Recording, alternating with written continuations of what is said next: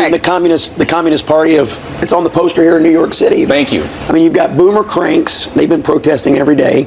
Cranky commies, Antifa people. I mean, what they're saying is true. A lot of the people with these sympathies are going to be at these events. I'm sure there'll be some peaceful protesters there. I hope there's no violence. But given what we've seen in cities around America, it is highly likely we're going to see violent elements. Scott Jennings dropping straight facts on CNN. And you could see the panic on that liberal panel. They froze the moment he started calling out the truth about the Democrats and their so-called No Kings protest. Welcome to MN Podcast, where we cut through the noise and bring you what the mainstream won't. The so-called grassroots movement? Yeah, it turns out it's backed by the Communist Party USA. You can't make this up. When communists are sponsoring your protest, you're not standing for freedom. You're standing against America. The left keeps trying to disguise chaos as compassion, but the mask just slipped. Here's Scott Jennings calling them out on CNN. Embrace having the Communist Party here in New York City sponsor this rally, be my guest, respectfully, and I hear what you're saying, but where is the energy in the Democratic Party?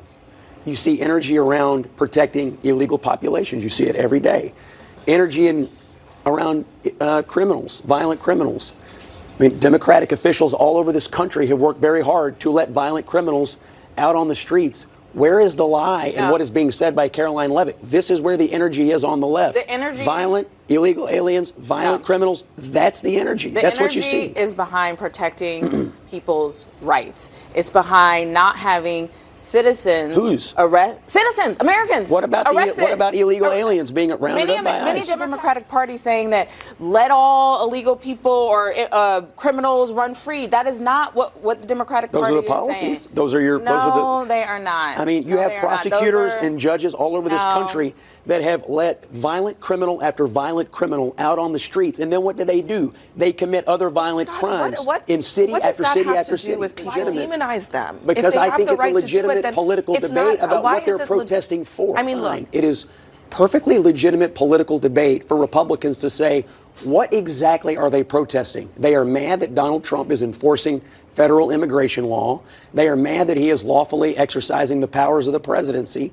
And they are fighting for policies that Republicans fundamentally believe are bad for the country. They just demonizing them. Calling them pro-Hamas is demonization. Well, there will be some of those elements. I think absolutely. So pro-Hamas is not demonization? I'm saying that they're flying their colors, Ashley. No, how are we supposed to ignore the fact that in New York City on a routine basis they're flying their flags? Here's a pro tip. When they start saying people are pro-Hamas, when they start saying people are defund You know what's wild? Democrats are now trying to rebrand hate as virtue.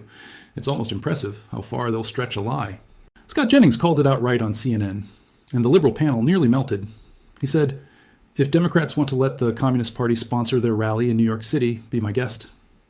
You could hear the silence after that one. He's right, though. Where's the real energy in the Democrat Party today? It's not around protecting working Americans. It's around defending violent criminals and illegal aliens. That's where the passion is. And the sad part? They act like calling that out is somehow offensive. You've got left-wing prosecutors and judges letting repeat offenders walk free. And when those same criminals strike again, they blame the system. But the truth is, they are the system.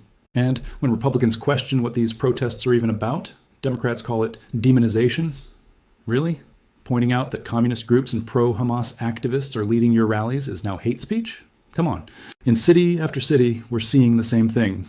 Radicals flying their flags, chanting against America, pretending it's about democracy. But it's not.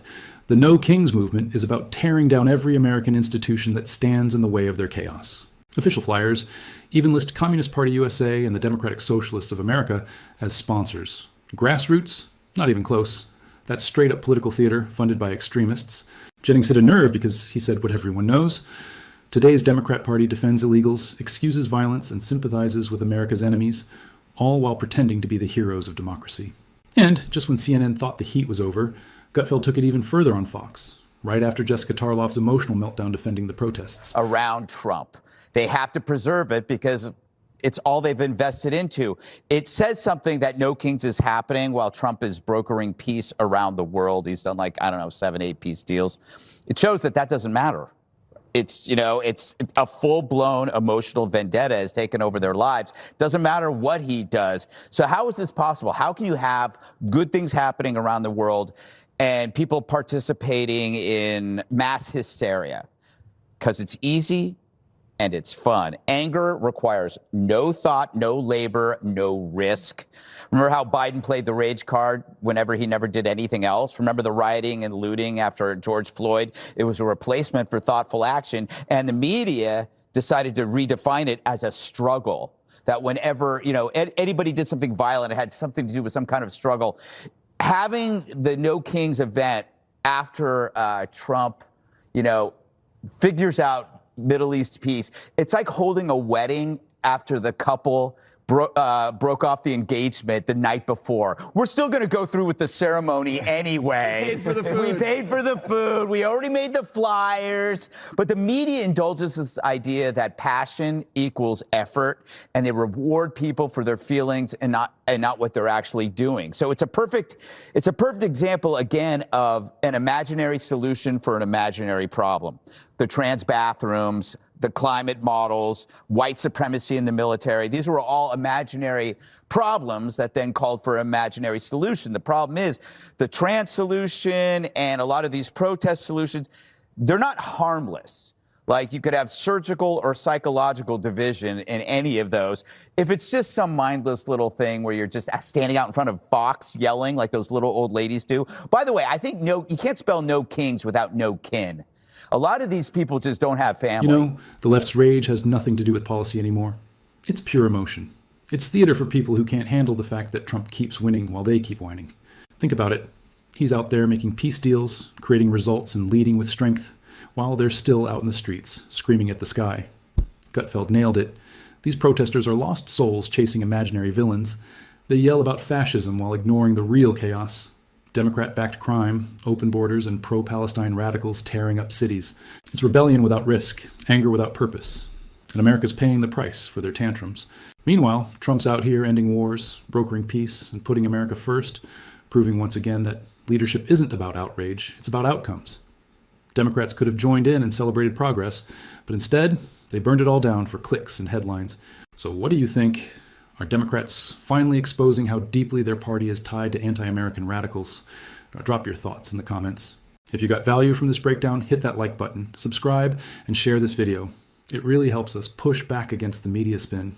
This is MN Podcast, cutting through the noise so you don't have to. Thanks for watching. See you next time.